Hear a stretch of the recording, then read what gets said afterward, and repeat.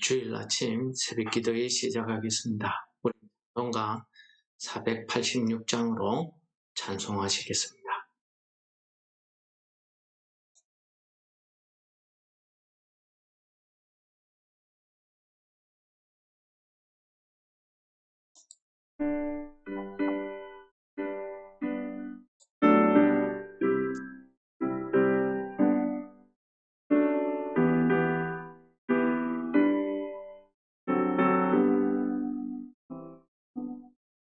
이 세상에 근심된 일이 많고 참 평안을 몰랐구나.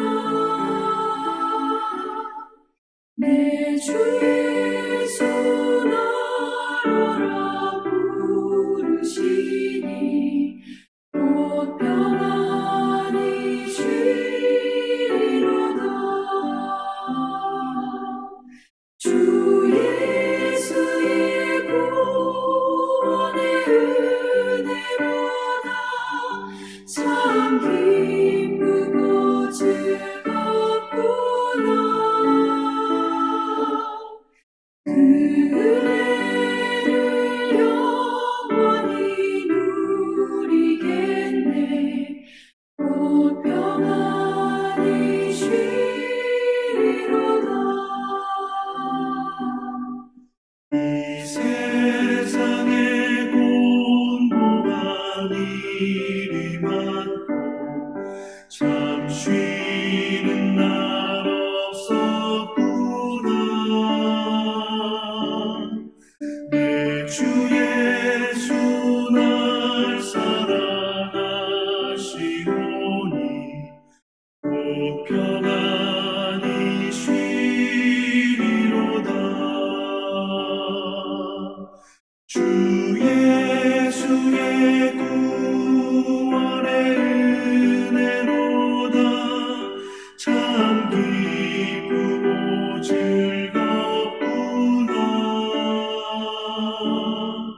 그 은혜를 영원히 누리겠네.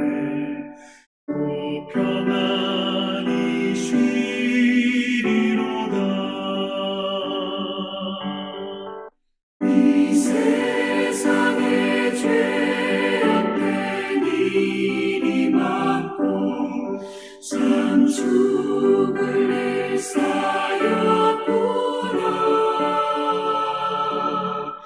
내 주 예수 날 건져 주시오니 곧 평안히 쉬리로다. 주 예수의 구원의 은혜로다. 참 기쁘고 즐겁구나. 그 은혜를 영원히 누리겠네. 곧 평안히 쉬리로다.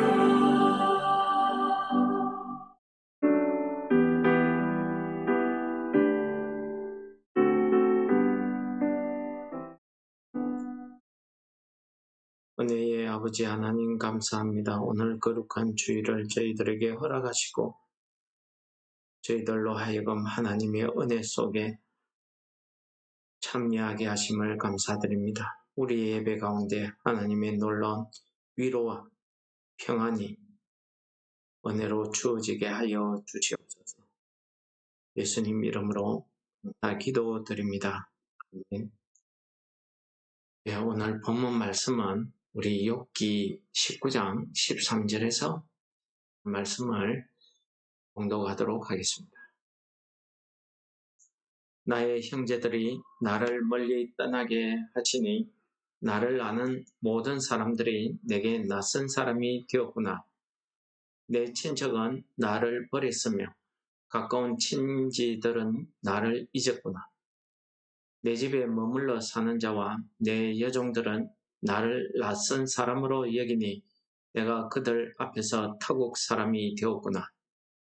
내가 내 종을 불러도 대답하지 아니하니 내 입으로 그에게 간청하여야 하겠구나. 내 아내도 내 숨결을 싫어하며 내 허리의 자식들도 나를 가련하게 여기는구나. 어린 아이들까지도 나를 업신여기고 내가 일어나면 나를 조롱하는구나. 나의 가까운 친구들이 나를 미워하며 내가 사랑하는 사람들이 돌이켜 나의 원수가 되었구나. 내 피부와 살이 뼈에 붙었고 남은 것은 겨우 잇몸뿐이로구나.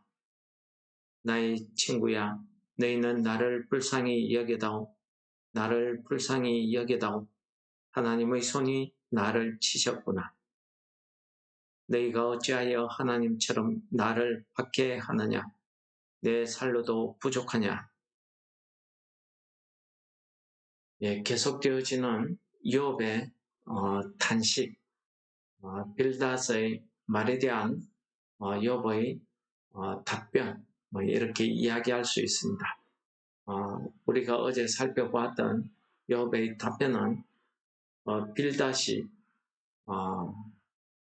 지나치게 자신을 박해하는 것에 대해서 언제까지 나의 심장을 찌르며 나를 박해하겠느냐? 내가 당하는 이 고통 고난은 하나님께로부터 온 것임을 알아달라 하는 그런 내용과 하나님께서 자신을 어떻게 박해하셨는가 하는 그 심정을 토로하는 내용이었습니다. 그렇다고 하면은 오늘 본문의 내용은 실제 생활 가운데서 이 세상의 삶 가운데서 욥이 어떠한 고난을 받고 있는지 어떤 상태에 놓여 있는지를 우리에게 알려주는 그러한 말씀이라고 설명드릴 수가 있겠습니다. 오늘 말씀해 보시면은 욥은 자신이 이 고통 고난에서 어떻게 어떤 상황에 놓여 있는가를 우리가 알 수 있는 대목들이 많이 나타나 있습니다. 나의 형제들, 나를 아는 모든 사람들, 원래 일가 친척들이나 욥을 아는 사람들이 욥이 부자였을 때에는 문턱이 닳도록 그에게 아마 찾아왔을 것입니다. 어떤 때에는 도움을 청하기 위해서도 찾아왔을 것이고 어떤 때에는 잘 보이려고 아첨하고 아부하기 위해서도 찾아왔을 것입니다. 이렇게 자기들이 필요할 때에는 욥을 찾아오다가 욥이 망했다는 소리를 듣고는 일절 그 발길을 끊은 것 같습니다. 그래서 욥은 그들에게 나는 낯선 사람, 이방인이 되었구나, 잊혀진 사람이 되었구나 하는 것을 이야기합니다.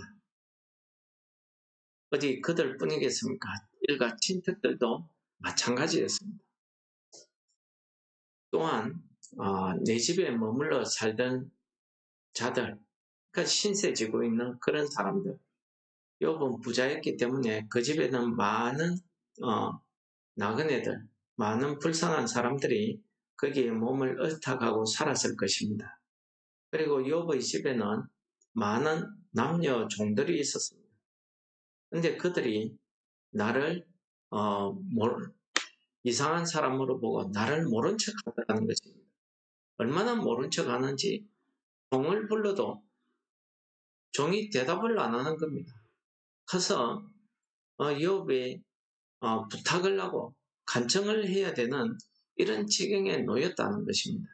한마디로 무시당한 거죠. 사람들에게 잊혀짐을 당하고 심지어 자기한테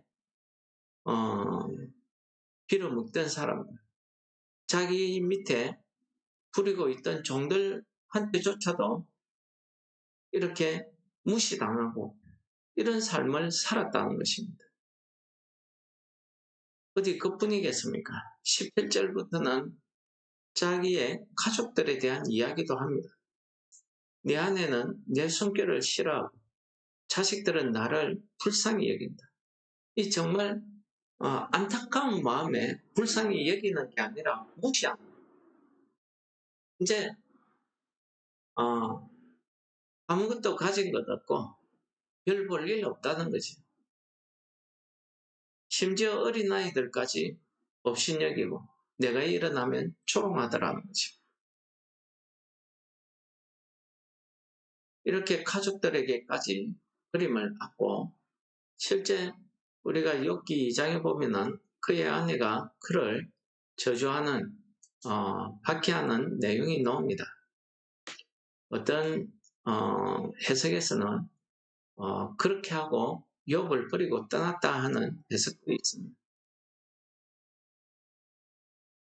지금 욥은 자기 친구들에 대해서도 이야기하기 시작합니다. 19절에 보시면은 나의 가까운 친구들 엘리바스, 빌닷, 소발 이런 친구들을 대표적으로 거론하는 거 아니겠습니까? 그들이 나를 미워하고 내 사랑하는 자가 돌이켜 내 원수가 되고 실제 내가 고통당하고 어려움에 처하니까 그들의 속마음이 내게 보이더라는 겁니다. 그들이 나를 위로하는 것이 아니라 나를 책망하고 나를 비판함으로 나를 이용해서 자기들의 의로움을 드러내기 위해서 그렇게 하더라는 겁니다. 욥의 상태가 어떻습니까? 욥은 몸에 질병까지 얻어서 이제 겨우 뼈만 남아있는 이런 상황이라는 것입니다. 그래서 친구들에게 부탁합니다. 나를 제발 불쌍히 여겨달라. 나를 불쌍히 여겨달라. 이렇게 두 번 이야기할 때에는 강조입니다. 그 자신을 향해서 비방하고 질책하는 그 친구들에게 나를 제발 좀 불쌍히 여겨라. 내가 당하는 이 고난, 고통은 하나님의 손이 나를 치셨다는 것입니다. 내가 죄가 있어서 고난 당하는 것이 아니다. 하나님의 이 박해, 이 고통, 고난만 해도 내가 견디기 힘드는데 어떻게 해서 너희들까지 나를 이렇게 핍박하느냐 하는 겁니다. 나의 이 피골이 상접한 이 상태로도 너희들이 만족하지 못하겠느냐. 그만 나를 괴롭히라 하는 그런 뜻이지. 예, 오늘 이 본문의 말씀을 읽으면서 욥에게 욥을 위로하고 욥이 간절히 원하는 것처럼 욥을 구원해줄 그런 구원자가 전혀 보이지 않는 그런 막막한 상태를 이야기하고 있는 것입니다. 여러분 이사야서에 보시면 이사야 49장에서는 그 당시에 바벨론의 포로로 잡혀갔던 유다 백성들을 향해서 하나님께서 이사야 선지자의 입을 통해서 하시는 말씀이 있었습니다. 그 말씀을 우리 신약 성경에서 사도 바울이 인용하는 부분이 있었습니다. 고린도후서 6장입니다. 2절 말씀을 읽어드리겠습니다. 이르시되 내가 은혜 베풀 때에 너에게 듣고 구원의 날에 너를 도왔다 하셨으니 여기까지가 이사야 49장에 있는 하나님의 말씀입니다. 보라 지금은 은혜 받을 만한 때요. 보라 지금은 구원의 날이로다. 이것은 사도 바울이 고린도 교회 교인들에게 쓴 편지의 일부분입니다. 사도 바울이 왜 이런 편지를 썼겠습니까? 그 당시에 사도 바울은 고린도 교회를 떠나 있었습니다. 그 이후에 고린도 교회에는 많은 시험이 환란이 닥쳤습니다. 영적 시험과 환란은 물론이요, 그들의 신앙생활 가운데서도 거짓 교사들, 즉 바울 사도가 전한 복음 외의 복음을 가지고 와서 너희들이 정말 구원받기 위해서는 유대인의 그 율법을 지켜야 됩니다. 할례를 받아야 됩니다. 그래야 참 구원을 얻을 것이다.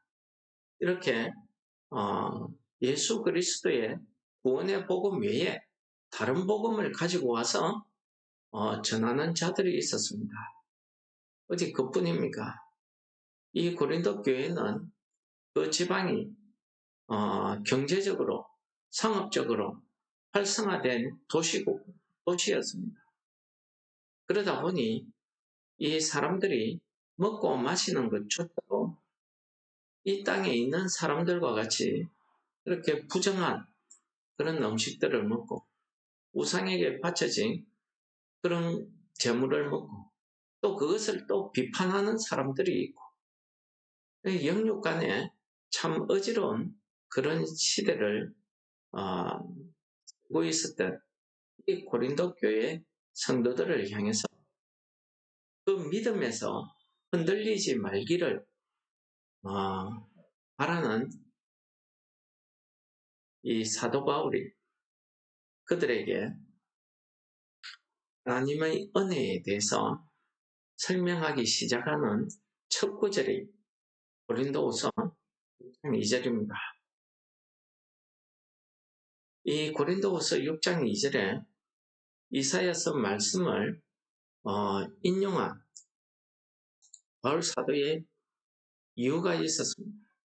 이사야서 49장에서는 여호와께서 이사야 선지자를 통해서 바벨론 포로로 있는 그 유다 백성들에게 그 고통 고난의 시간이 끝나고 나면은 너희들이 노임을 받고 다시 하나님의 백성으로 이스라엘 백성으로 회복된다는 사실을 이야기하고 있었습니다. 지금 고통 고난 가운데 있는 욥에게 참 딱 맞는 그런 말씀 아니겠습니까? 바울 사도는 이 말씀을 인용하고 있는 것은 구원은 하나님의 손에 달려 있다는 것입니다.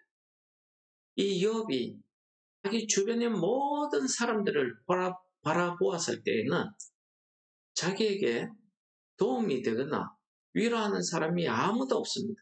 심지어 자기 가족들까지도 자기 사랑하는 친구들, 오히려 사랑하는 자가 원수가 되었다고 고백하고 있지 않습니다.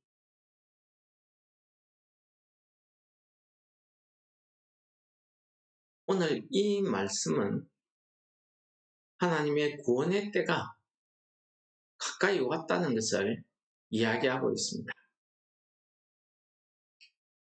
보라, 지금은 구원의 때다. 이 말씀은 지금 바로 구원이 도래할 수 있는 그런 구원이 시작되었다는 것입니다.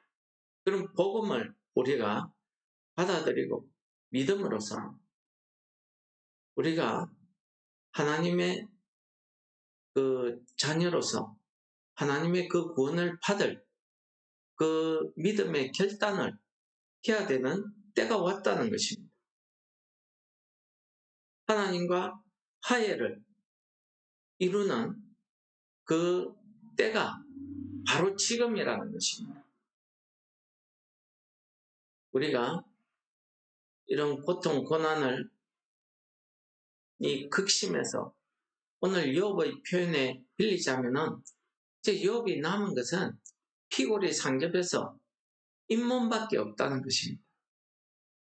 모든 사람들이 등을 돌리고 무시하고 비웃고 조롱하고 가장 힘들고 가장 어려울 때 가장 고난을 당하고 있는 이때가 바로 하나님의 구원이 도래하기 시작한 때다. 하나님의 구원의 때다 하는 것을 이야기하는 말씀입니다. 실제로 우리가 내일 살펴볼 이 욥기 19장 마지막 부분은 욥이 이러한 상황에서도 자신을 구원할 구원자가 있다는 것을 믿는 그 믿음과 지금 바로 심판의 때다, 심판이 도래한 때다 하는 것을 고백하는 욥의 믿음의 고백을 우리가 들을 수 있습니다. 여러분, 새벽이 가까워지고 어둠이 깊어질수록 날이 밝아오는 때가 되었다는 사실을 깨닫게 해주시는 말씀 아니겠습니까? 우리가 이 땅을 살아가면서 내 뜻대로 안 되는 일이 있을 때에, 내가 고통스럽고 힘든 때가 있을 때에 우리는 기억해야 될 것입니다. 이제 하나님의 은혜의 때가, 하나님의 구원의 날이 다가왔다는 사실입니다. 이것이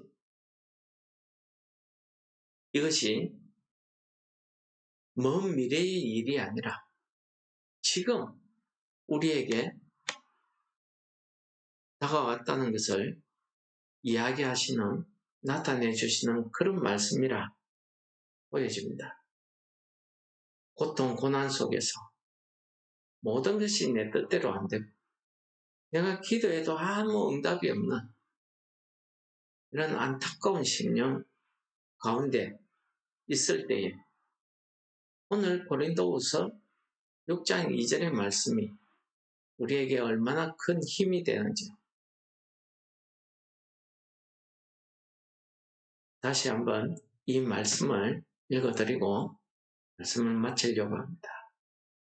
오늘 하루 종일 우리의 드리는 예배 가운데, 우리의 기도 가운데 하나님께서 주시는 이 은혜의 말씀이 우리에게 큰 위로와 힘이 되시기를 축원합니다. 이르시되 내가 은혜 베풀 때에 너에게 듣고 구원의 날에 너를 도왔다 하였으니 보라 지금은 은혜 받을 만한 때요 보라 지금은 구원의 날이로다. 아멘. 이 말씀을 묵상하시면서 우리 같이 기도하시겠습니다.